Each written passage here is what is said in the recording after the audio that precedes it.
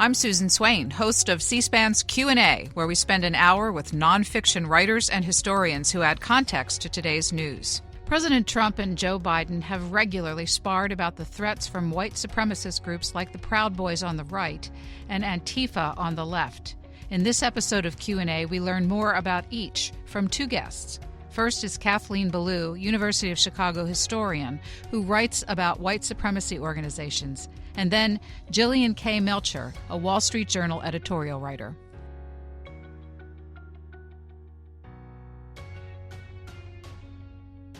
Are you willing tonight to condemn white supremacists and militia groups and to say that they need to stand down and not add to the violence in a number of these cities, as we saw in Kenosha and as we've seen in Portland? Sure, are you I'm prepared to specifically do it? Well, go ahead, sir. I would say almost everything I see is from the left wing, not from the right wing. So what are you saying? I'm willing to do anything. I want to see peace. Then do it, sir. Say it. Do it. Say it.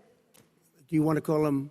What do you want to call them? Give me a name. Give me a white name. Supremacists and who would white you like me to condemn? White supremacists and right Proud Boys. Stand back and stand by. Kathleen Belew, you have literally written a book on white supremacy called Bring the War Home. When you heard that moment at the debate, what was your reaction? So it's very concerning for a number of reasons. And the first reason that it's concerning is that, you know, I have long since, as many analysts have, given up trying to understand the president's motivations in any single thing that he says. But even if you take the most generous interpretation of Trump's comment, right, even if you say, perhaps he was fed the Proud Boys as an example, perhaps he meant to say stand down. The thing is that there is a large and complex white power movement in our country that heard the president's words as a call to military preparedness. This is a movement that is interested in violence against civilians, violence against our democracy and its institutions. And even if the president didn't mean to call them to arms, that is effectively what he has done. I'm not at all sure he can unring that bell. Joe Biden supplied the name Proud Boys to him for people who had never heard of them before. Give us a quick snapshot.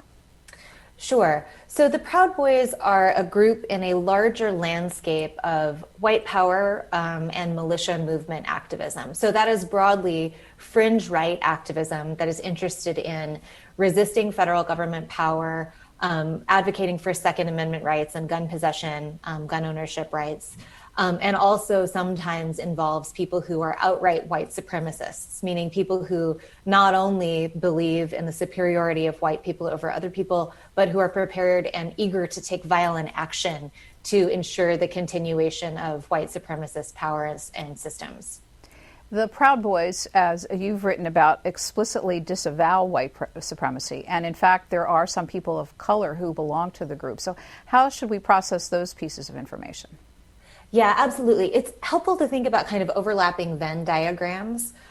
So there are two ways that the Proud Boys are related to a broader landscape of white power activism. The first is that they are effectively organized around several issues that, although they include activists of color and say they're not white supremacists, they are interested in a whole bunch of ideas that are congruent with violent white power activism.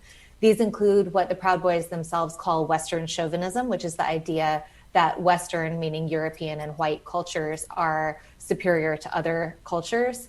They are anti-Islam, they are anti-feminist, they are violent in many iterations, and they have worked as strike forces for at moments of white power activism. So for instance, they were present in the Charlottesville Unite the Right rally in Virginia in 2017. They've showed up as de facto security personnel elsewhere. And so they are at least shoulder to shoulder with white power activists. In general, what do adherents of these kinds of groups, what kind of country do they envision, and how do they realistically see getting there? So that question asks us to go back and look at the history of this movement. And here I'd like to emphasize that we are decades, if not generations, into this activism. The white power movement brought together Klansmen, neo-Nazis, skinheads, radical tax protesters, and some parts of the militia movement in the 1980s and 90s, and has been at war on the federal government and the United States since the early 1980s.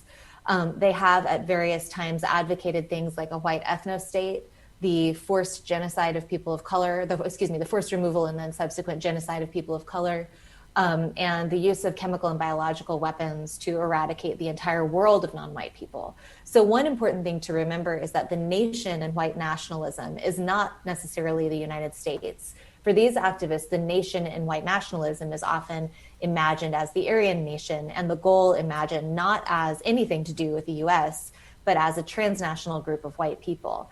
Now, the Department of Homeland Security has just issued a threat assessment report that shows that not only are these groups, meaning white power extremist and militia movement groups, the largest threat in the United States, they now outstrip not only what the president called Antifa and the left, but they also far outstrip the threat of radical Islamist terror in the United States. So Trump's own FBI and DHS have said that this is the main problem in relation to terrorist violence that our nation needs to address.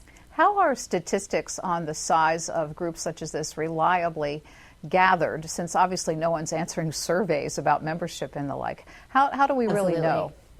So here's one thing to keep in mind. Since the early 1980s, this movement has been using a strategy called leaderless resistance. Now, this is going to sound familiar to listeners, I think, because it's effectively the same thing we're familiar with as cell-style terrorism in the post-9/11 moment. The idea is that one or a few white power activists would work towards a common set of goals, but without communication with other cells and without communication with central leadership. That strategy did a number of important things. It made it very difficult for us to describe and document the white power movement violence as it happened, because we instead see a lot of stories about quote unquote lone wolves, when in fact we're seeing movement motivated violence. But it also means that there's not a great correlation between relative group size and violent activity. So in other words, if you're trying to recruit 2,000 people to march down Main Street, that's a different recruitment effort than if you're trying to get 6 people to detonate a bomb. So what we see is actually that there's not a neat relationship between relative size of these groups and the frequency of violence that they carry out. Instead, what experts are interested in looking at is sort of the momentum of activism and activity. We can see it through smaller acts of violence that tend to lead up to bigger mass casualty attacks. Let's go back to the president's admonition to stand by, even if, as you say, he perhaps misspoke in that instance. And at the town hall meeting, he explicitly disavowed white supremacy when pressed by the debate moderator. But you say that groups heard what they wanted to hear there. What happened as a result of hearing those words, stand by? So right away, we saw on social media, some of these groups incorporated that slogan, stand back, stand by, as part of a badge. I mean, these groups don't need a very loud signal to come to arms. We're talking about a paramilitary movement that is already sort of, standing at readiness to take action. So the thing that I think experts are concerned about is both the sort of subtext of the president's comments that indicates that he is somehow condoning any violence that might occur in a future moment when they are called not just to stand by, but to act. And also the sort of hint of non-prosecution. I mean, this is a movement that has not needed overt signaling to amp up its activity in the past. This movement has used green lights as simple as like a failed prosecution effort to launch major recruitment campaigns and additional pushes for violence. And, just to have on people's radar, we're talking about the movement responsible for the bombing of Oklahoma City in 1995. That action is the largest deliberate mass casualty event on mainland American soil between Pearl Harbor and 9/11.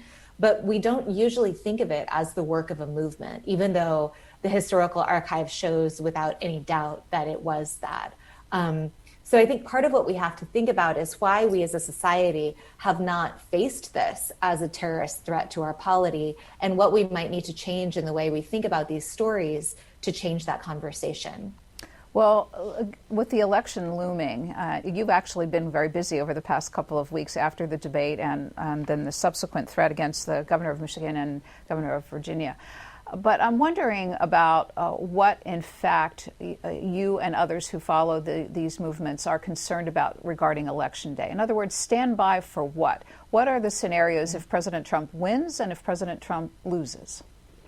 Yes. So I think that, my set of concerns based on the history of this movement and the ideology of the people who are drawn to this kind of activism, I think that if there is a Biden victory, there is a real threat that these activists will not see it as a fair election and will continue to seek out opportunities to carry out acts of violence. And just as a reminder, they're interested not just in sort of voter intimidation, although they have done that arguably for a century or more as part of the KKK.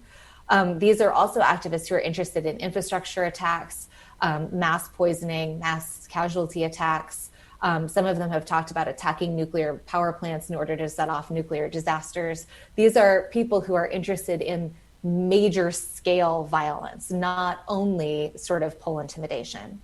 And then the other historical parallel that I think is concerning is if Trump were to be reelected and were to call these groups into some kind of validity, then we're talking about a extra legal sort of strike squad that has historical parallels with totalitarian regimes in Latin America and elsewhere.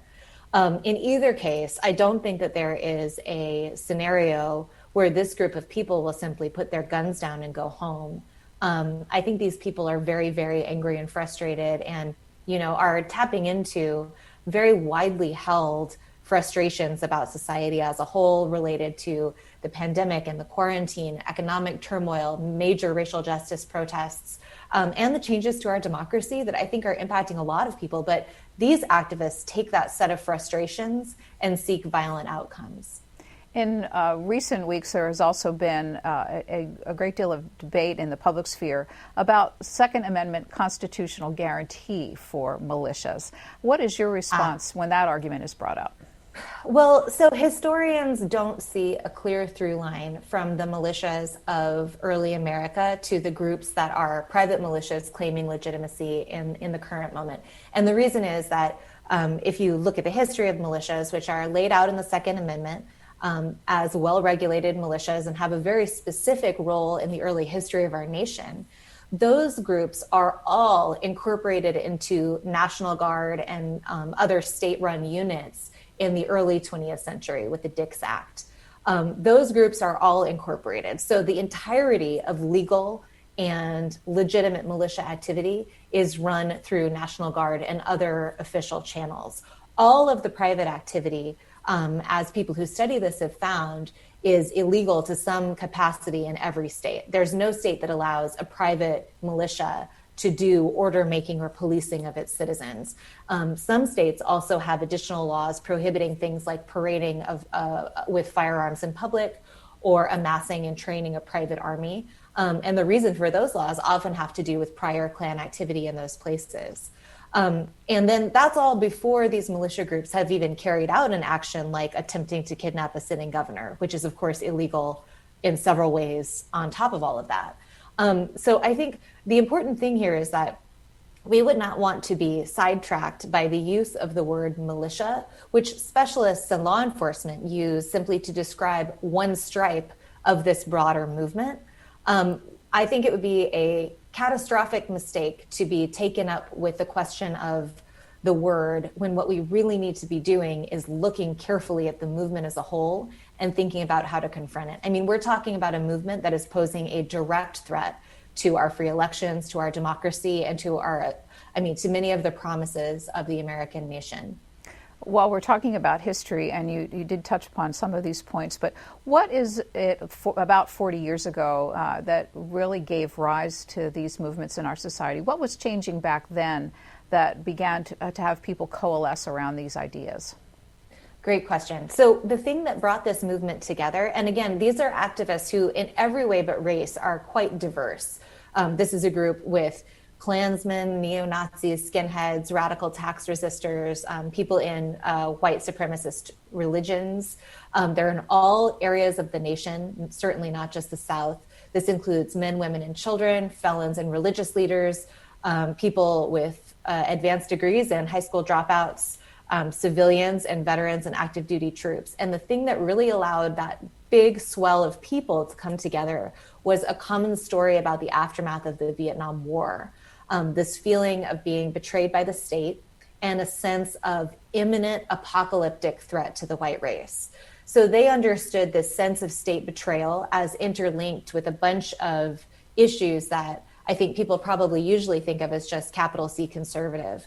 But this movement opposed immigration, abortion, feminism, LGBTQ rights, and more, not because of their sort of capital C conservative belief system, but because these activists saw all of those things as a threat to the white birth rate, and experienced this soft moment of demographic change that people have been talking about when America would no longer be majority white. They see that as tantamount to racial apocalypse. So these activists are really working with a feeling that the government has betrayed them and this tangible state of emergency that really pushed them towards violent action through the 1980s and 90s, and has really been a platform for social networking and organizing over several decades at this point. Demographers estimate that 2042 is the date, just 22 years hence, when white Americans will become a minority in this country. So what I'm hearing you say is that this election is really not the focus. Donald Trump is really not the focus, but that date, which will continue to loom large in front of adherents past this election, is really the challenge for them. I mean, I think that's really a lot of what they experience as a threat, right? So this movement is also very opportunistic and will capitalize on all of the other tensions in our society as it's able to. But that state of emergency, it's hard to overstate the importance of that feeling of emergency and that pressing moment of what they really feel is a racial apocalypse. And then, I mean, the other thing just to keep in mind is when we think about, the comparison between white power activism and militia movement activism on the one hand, and what some people have tried to establish as a leftist comparative example, I think it's just very important to keep in mind the comparative casualty counts and the depth and breadth of organization. Because what we see on the white power movement is generations of complex social network activity. Many, many groups, all regions of the country, bound together by deep, deep social relationships. I mean, we're talking about activists who provide childcare to each other, pick each other up from the airport. They go to church in white power churches. They get marital counseling from each other. It's this very deeply imbricated web of people. And this prepares them to launch violent activity in a way that's just, I think, completely unmatched by the left. You talked about the 1995 Oklahoma City bombing as the most prominent example of the white power movement. Many people thought it was lone wolf Timothy McVeigh. And I'm wondering when something like this catastrophic actually happens, in other words, Timothy McVeigh was successful in his operation, what does that do to other adherents? I mean, Timothy McVeigh, we know, was immediately inspirational to a whole bunch of other people. Militia group activity did not drop off right after the Oklahoma City bombing, which is what would happen if people were really horrified by that event, right? Militia group activity spiked after the Oklahoma City bombing. We also know that activists in the present moment are doing things like hanging pictures of Timothy McVeigh in their room. We know that they are talking about him as a saint and as a martyr of the movement. He's somebody who's held up as an example of how to do leaderless resistance terrorism. And people are seeking that out in a very deliberate way in the present moment. I want to play a clip from very recent testimony to Congress by FBI Director Christopher Wray talking about the size and scope and threat of the white supremacist movement. Let's listen to him. Within the domestic terrorism bucket, category as a whole, racially motivated violent extremism is, I think, the biggest bucket within that larger group. And within the racially motivated violent extremist bucket, people ascribing to some kind of white supremacist type ideology is certainly the biggest chunk of that. And I would also add to that racially motivated violent extremists over recent years have been responsible for the most lethal activity in the U.S. Now this year, the lethal attacks, domestic terrorism lethal attacks we have, I think, all fit in the category of anti-government, anti-authority, which covers everything from anarchist violent extremists to militia types. And since that testimony, we then learned about the plot against Governor Whitmer. So how should people understand that the scope and size of that plot against two sitting governors?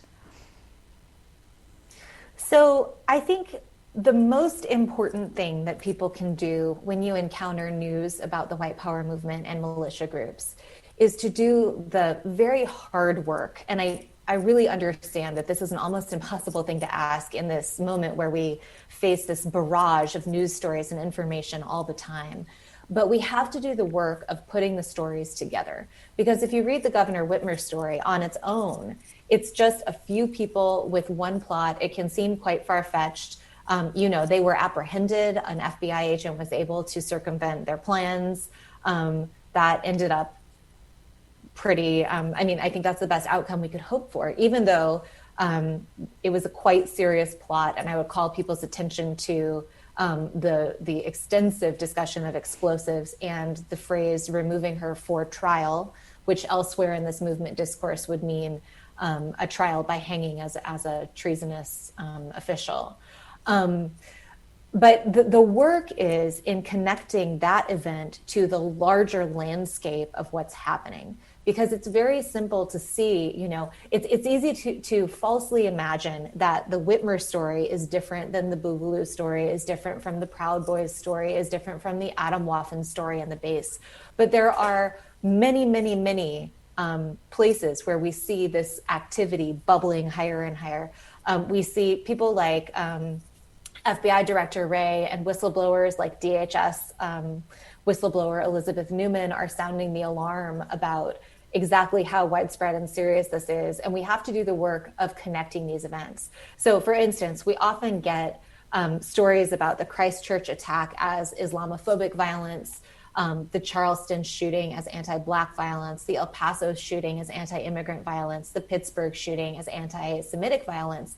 And they are all of those things, but they are also all white power violence. All of those gunmen share an ideology, a set of symbols, a set of slogans, and in many cases share online social ties. Now that's what the FBI and the DHS are trying to combat. And that's what they're telling our president is the threat. So I would this isn't about comparing two sides with equal threat on both sides. This is about a movement on the right that is intent on the overthrow of the United States, is catastrophically violent, is interested in mass casualty attacks. And you don't have to listen to me as a historian to know this, but we should be listening to the DHS and the FBI. We should also be listening to the de-radicalizers who are trying to help people get out of these groups. We should be listening to the watchdog associations, the tech companies where people are trying to do the work of monitoring hate speech and are just utterly overwhelmed by the volume. And we have to pay attention to the history of these movements and the long list of anti-civilian violence that they have already attempted to really understand this threat. Well, speaking of social media, Congress and regulators are focusing their attention and have been on the culpability of the social media giants in helping to spread this information. What do you see as their role and what they can credibly do to help prevent it? That's a great question. And I'm not a specialist on the tech companies and current day information flow, but I will say this movement has been online in a sense since 1983-84. When it used code word accessed kind of early computer networked message boards to spread not only ideology and assassination lists, but also things like personal ads and other kind of social materials. So these are not people who are new to social network activism. These are pioneers of social network activism. That should tell us that it's not all about Facebook or Twitter. It's just exponentially sort of made possible by Facebook and Twitter. But they will find other spaces when we close down these spaces. What we need is a comprehensive sort of pan-platform set of policies and actions, because this is a very opportunistic movement, and it will go to whatever corner of the internet is not regulated sufficiently. In your research, have you been able to track sources of funding? So in the earlier period, so I'm a historian. My book is about the period from the post-Vietnam War moment to the Oklahoma City bombing. And in that period, there's a bunch of different kinds of funding coming in, ranging from the occasional very rich person who puts in private money to, everyday things like coupon sharing campaigns and family donations, to things like $1 million robberies of armored cars and department stores. All of that money is very, in the earlier period, we do see that money systematically distributed to groups all around the country instead of hoarded in any one place. And this is one of the ways that we know that this is a widespread social movement. So all of that is to say that I would expect a combination of funding sources in the present. And I would think that one way that we might be able to combat what's happening here is to track the movement of money. Well, let's spend our last few minutes talking about that. Having raised the alarm and discussed the size and scope of the problem, what remedies are there for civil society? Yes, great. So, okay, the biggest thing, in my opinion, as a historian, is that all of this is coming from the fact that we as a nation have never really faced our own history of racial inequality. Unlike nations with ingrained systems of racial inequality and histories similar to the United States, we have never had a Truth and Reconciliation Commission. We've had very little by the way of public memorial and museum making efforts. I think the National African American Museum on the National Mall is a start, but we clearly have unanswered and very divisive opinions in this nation about what race is and what function it should have in our culture. That's a series of conversations that I think has to happen.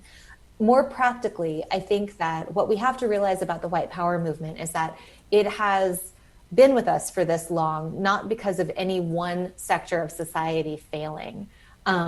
It has happened because of what historians call a transscalar set of problems, meaning that we need solutions not only at the level of, say, legislation and surveillance resources. We need legislation, we need surveillance resources, we need the tech companies to make changes, we need journalists to stop saying lone wolf when what they mean is ideologically motivated terrorism. We need ordinary people to do the work of connecting these stories together.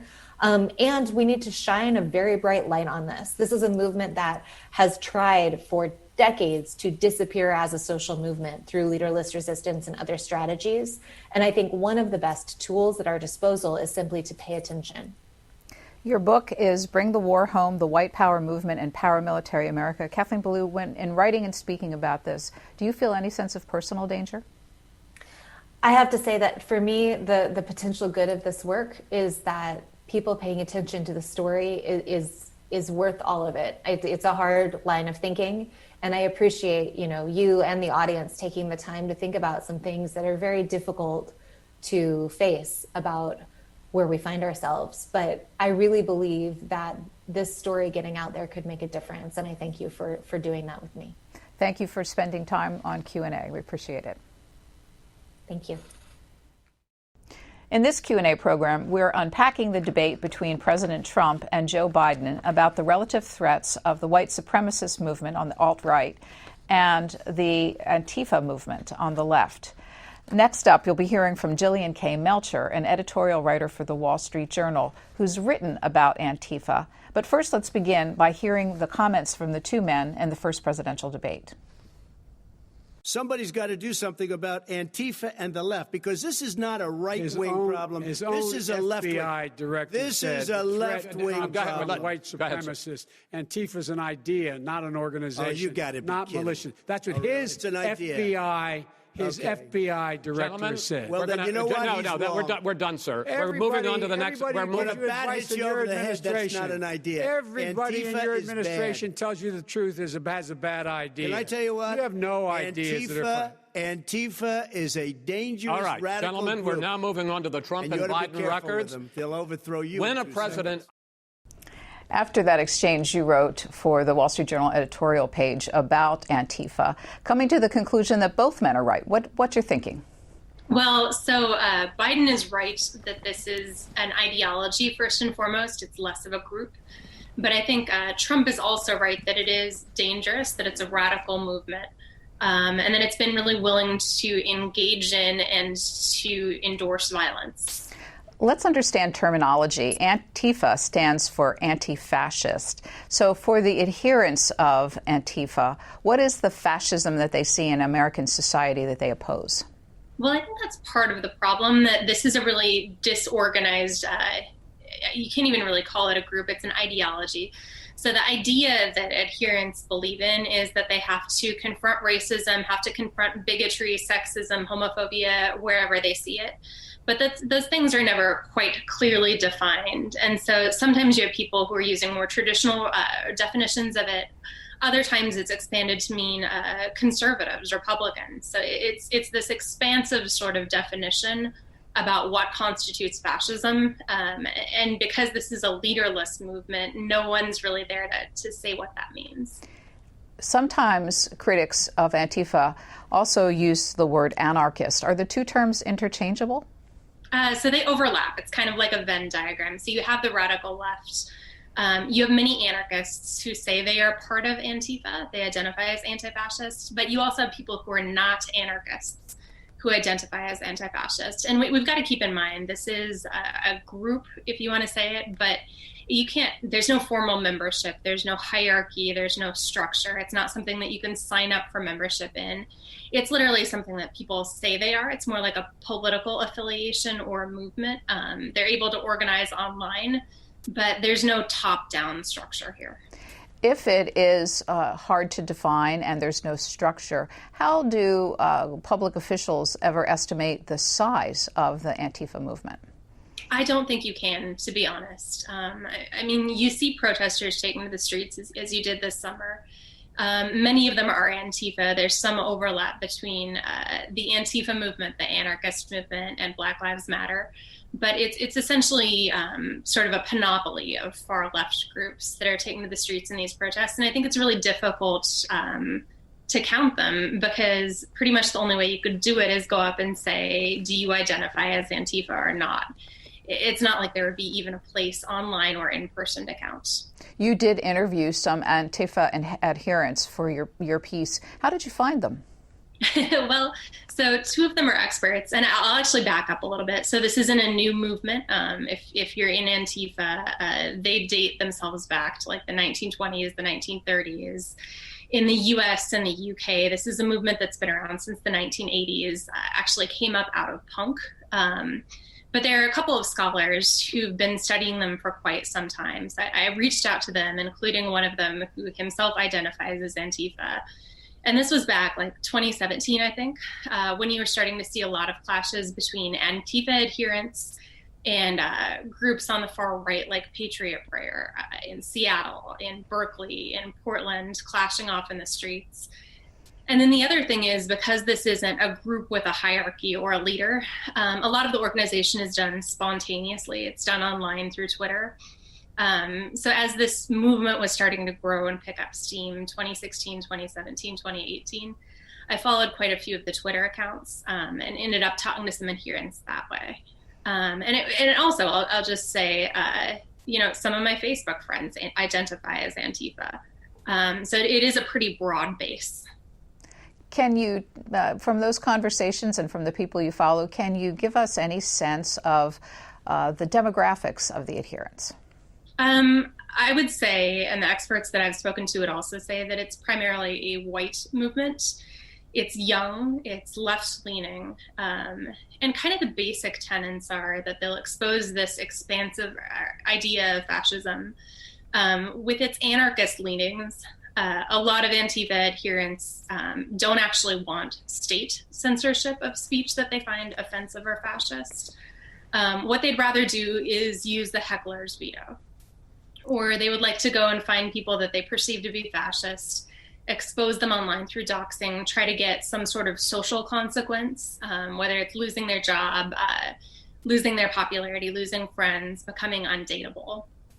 And then kind of the third component of this is not everybody who identifies as Antifa engages in violence, but pretty universally, they refuse to disavow it. They view violence as something that is an essential part of the movement, a legitimate response to fascism. And there's even this phrase going around in Antifa circles. It's called anticipatory self-defense. The idea is that if you believe that fascism is such a threat that it will end up in violence, it's better to preempt that now. Now, the problem with that is anticipatory self-defense looks a lot like going on the violent offense. And in a system where you do have rule of law, where you do have the right to vote, where you do have a political system that's accountable to the people, the use of violence is obviously wrong. In watching some of the clashes that have happened in American cities, particularly in Seattle and Portland, over the past several months, you describe it as sort of toxic brew of adherents from of all different parts of the political spectrum. Is it clear who's responsible for that violence when it does break out? So I think that's kind of one of the difficulties that law enforcement faces. So there has been a lot of violence.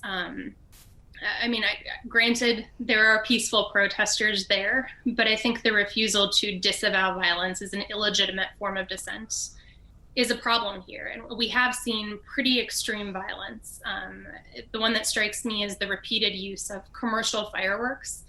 And I didn't really understand what that was. So I actually spoke to someone who sells fireworks at a fireworks stand. These aren't, sparklers. They're not the firecrackers that you buy and let off. These are the kind of fireworks that cities use when they're doing the 4th of July. They're pretty high-grade explosives, and they're really dangerous. And you've seen these deployed again and again against law enforcement. And I think police really face a problem when they're trying to contain this violent movement, because it is leaderless. It's not centralized. There's not one person calling the shots. And so that means two things. First of all, that when people are taken to the streets, there's a tendency for the most extreme or the most assertive or the most violent groups to kind of set the tone for the night. And there's no leader to rein them back in. There's no restraining or moderating force here. And the second thing that this means is, unlike past movements, where you could go after the leader, where you could go after the financial structure, it's much more difficult to target a movement that is decentralized. You can take down one person who is, shooting off a firecracker or shooting off a firework or throwing, sticks or stones or frozen water bottles at officers. But in its place, you'll have hundreds more. So I think that really poses a challenge to law enforcement that they haven't faced yet. Well, you mentioned financial structure. How is the Antifa movement or various cells or local organizations, how are they funded? So I actually asked quite a few of them this. There's a theory going on the right that George Soros funds this. I actually reached out to his organization. They deny it. And when I asked Antifa folks about it, they found it completely laughable. This is a far left movement. It's got anarchist components. It's anti-capitalist. So the idea that they would take money from a billionaire, a lot of them just said, no way, we would find that immoral. Now, there is some funding, but what you see is not like Antifa funding in particular. It's kind of across the spectrum of far left groups. And it tends to be GoFundMe groups. They're targeted toward bailout funds, toward legal defense funds. And some of that money might go to Antifa. Some of it may also go to Black Lives Matter. Some of it may go to protesters who identify as neither, but who are taking to the streets and demonstrating. But I think the third thing to keep in mind here is that when we talk about funding, a lot of these things aren't actually that expensive. So that there was a story that went viral about, like a U-Haul showing up at a protest, dropping off a lot of supplies. But the protesters that I talked to said that even if you were to do that, like rent a U-Haul, take supplies, at most that would cost a couple $100. It's crowdfunded. People are going and printing off their own flyers. They're organizing online, and it's just not that expensive. One of the other aspects of the protests that has been written about is that the coordinated wearing of black during protests. Mm-hmm. What is the idea behind that as they move to sites where they're forming protests?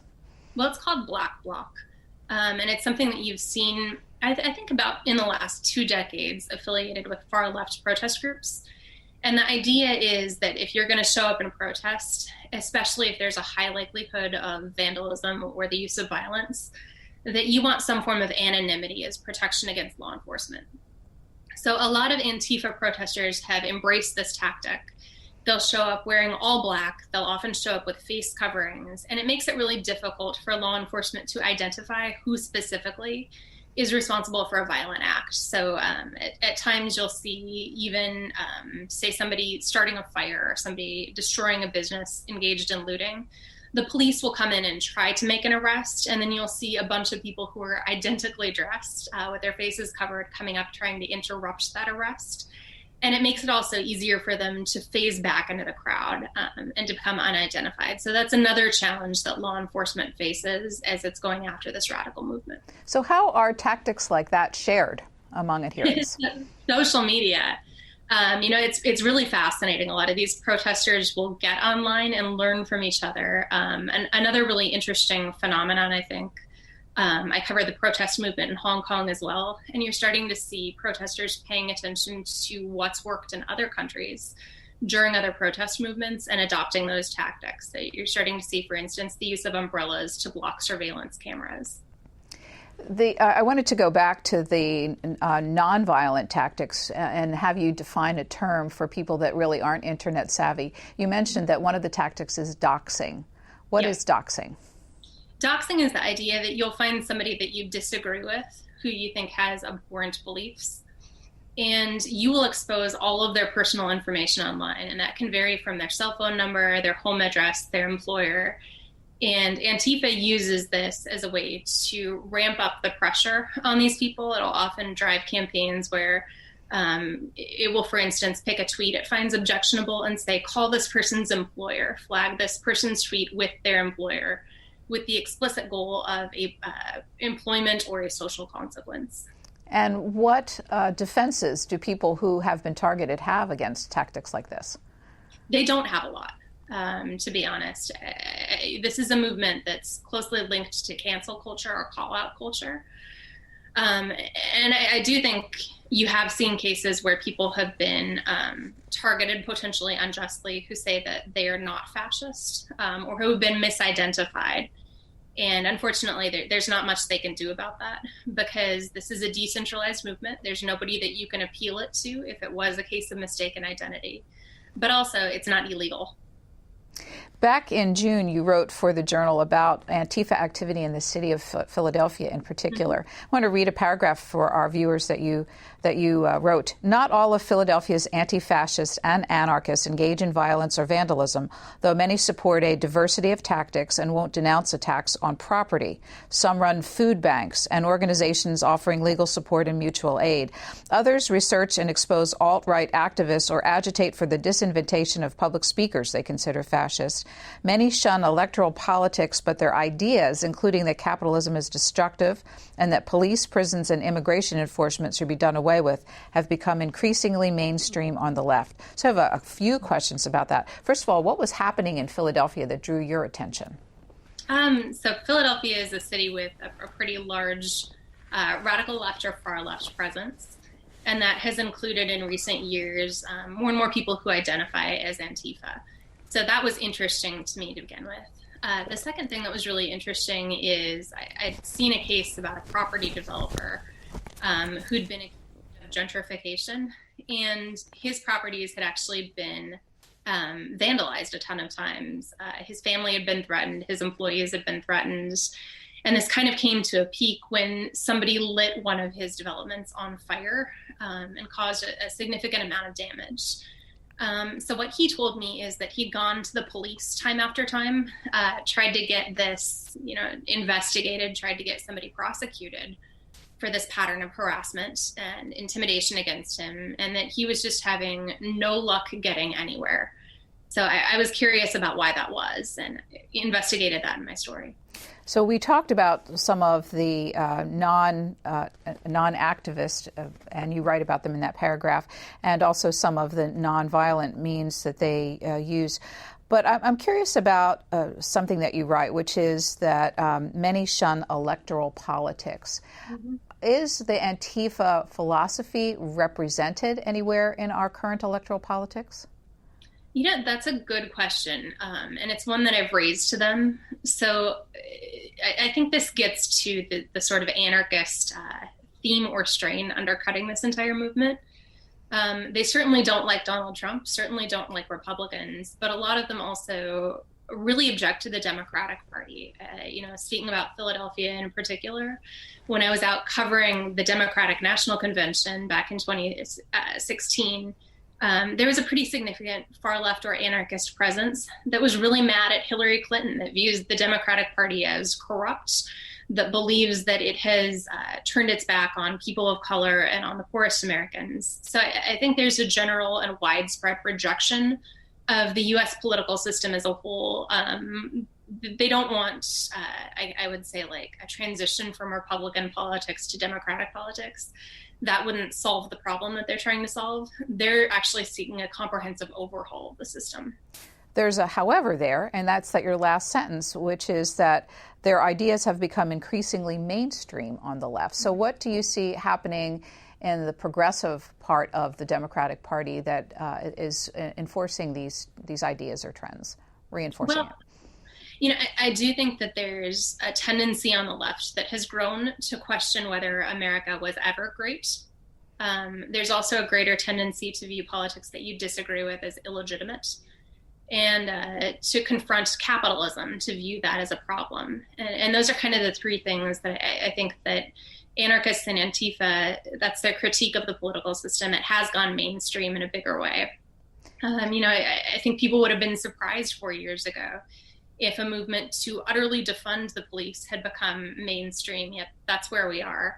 And I also think you're starting to see a lot of the rhetoric pioneered by anarchists, by the far left, by Antifa, by the more radical components of the culture become mainstream. And then you're also seeing an expansion of call-out culture or of canceling people on Twitter. And that's something that very much has its roots in this radical leftist activist tradition. So overall, what are the trends that you see happening in American society writ large that is encouraging the growth of movements of this sort?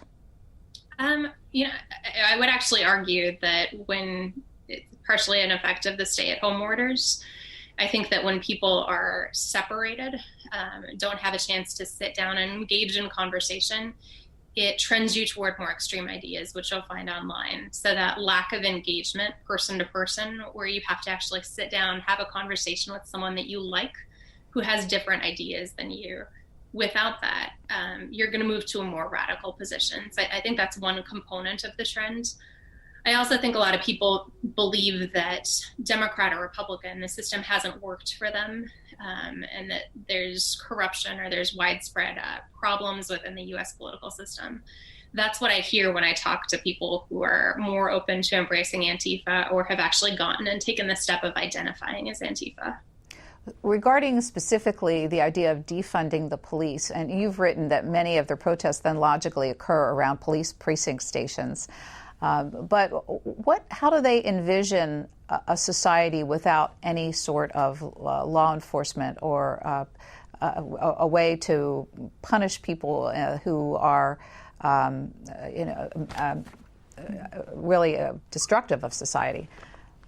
That's something I've asked, and I haven't really gotten a good answer to. A lot of people who want to defund the police believe that you can have some form of community policing. They want to invest more in mental health. They want to invest more in communities and things like childcare. But I don't think that they have a good answer for what you do, for instance, if there's a murderer or a rapist or somebody who is habitually committing violent crimes. And I do actually think that's a weak spot in the defund the police movement. And just getting back to the idea of why courthouses, why police precincts have been targeted. They view those as legitimate targets because they want to take down the system. They disagree with the system. But I think that this is something really important to pay attention to in the cultural moment, because the United States relies on rule of law. When there are injustices, we rely on our court system. We rely on our juries to administer justice. And this is an alternative form of justice that they're advancing that is extra legal. And I think in places like Portland and Seattle, we've seen how quickly that devolves into uncontrollable mob rule. I wanted to go back to your reference to China and Hong Kong and the protesters there, excuse me, and maybe engage you a little bit in a philosophical conversation. You know, as you well know, this country was founded on protest against established order, and we've enshrined the right to protest in the First Amendment. So when you think about these questions of people protesting elements of our society, where's the line drawn? Well, I think there's a big difference between what's happened in Hong Kong and what's happened in the United States. And this is the difference that the Chinese Communist Party regularly tries to blur. They point out that protests in Hong Kong devolved into violence and vandalism. Protests in the U.S. have devolved into violence and vandalism. But what I think is really important to understand is that in the United States, you have an alternative way of expressing political dissent that you do not have in Hong Kong and you do not have in mainland China. And that is your right to vote. And that is rule of law. You have protection in the courts. You have a system that enshrines human rights at the center of it. And you're actually able to have a political voice. What we've seen happening in China for sure is that dissent, peaceful protest, is squashed violently by the state. And in Hong Kong, we've seen the enactment of a national security law that criminalizes all forms of dissent, where the maximum punishment is up to life in prison. So I think that in the United States in particular, where you do have a recourse, a political voice beyond violence, beyond vandalism, it becomes really dangerous and improper to endorse political violence. I think that's the difference. We have about 5 minutes left. I wanted to play a clip from FBI Director Christopher Wray as he testified on Capitol Hill about Antifa, because your piece concludes with when protests devolve into violence or property destruction, and society has to respond, what the challenges are. But let's listen to him talking about it, and then we'll come back to you. Antifa is a real thing. It is not a fiction. Now, we have seen organized tactical activity at both the local and regional level. We have seen Antifa adherents coalescing and working together in what I would describe as small groups and nodes. We have a number of predicated investigations into some anarchist violent extremists who operate, some of whom operate through these nodes and subscribe to or self-identify with anarchist extremism, including Antifa. And we will not hesitate to aggressively investigate that kind of activity. So bringing us back to our definitions at the beginning, it's clear as we conclude here that not all Antifa adherents are anarchists, correct? Mm-hmm. That's right. So when, in fact, it devolves into anarchy and crimes are committed, what are the challenges for law enforcement, both at the federal and state and local level? So you can't target Antifa or a decentralized movement, a leaderless movement, by going after the person at the top or by going after the funding structure. What we've seen right now with law enforcement is they are trying to go after individuals who commit illegal acts. So the person who threw the water bottle at cops, the person who let the firework off, the person who burned down the building. But the challenge here is that because this is decentralized, you take one person out of the equation, but there are hundreds more willing to come in. And that's something law enforcement doesn't really have a good answer for how it will confront. We have a big election facing us in this country in a very short period of time. Do you see one outcome or the other, the re-election of Donald Trump or the election of Joe Biden, having any influence on the Antifa movement? So when I speak to Antifa protesters, there's a lot of skepticism about whether Donald Trump will step down. And there's also, I think, a reluctance to believe that any Donald Trump win could be a legitimate win. And I think a lot of them are gearing up, preparing to protest, and a lot of them refuse to disavow violence during those protests. So I think there is potential for this, especially if there's, one candidate appears to be in front at the beginning, then several weeks later as mail-in ballots are counted. I guess if there's ambiguity around the results or the legitimacy of this election, I think there's a high potential for confrontations, including violent ones. From your perch on the editorial page of the Wall Street Journal, do you anticipate continuing to follow Antifa and also the alt-right? And from what perspective? What interests you most? I sure do. So I think with movements like this, there's a tendency on the left and the right to create straw men. And it is really important to cover these movements because they shape American politics. They are, in some ways, the flashy and interesting things. But I also think that just in the interest of having a public discourse, it is important to sit down with people and hear them out, to understand their critique of the political system and the solutions that they're offering and engage with those ideas. And one thing that I'm really concerned about is that these confrontations, that particularly involving the use of political violence, that there's not a real debate going on. So my goal is to understand what these people are thinking and then write about it in an intelligent way. You can find Jillian K. Melchior's work on the Wall Street Journal's editorial page. Thanks so much for being part of the C-SPAN Q&A program. We're delighted to meet you, and thank you for your time. Thank you. Thanks for listening to C-SPAN's Q&A. Subscribe wherever you get your podcasts, and you'll never miss an episode. And while you're there, please take a minute to rate and review us.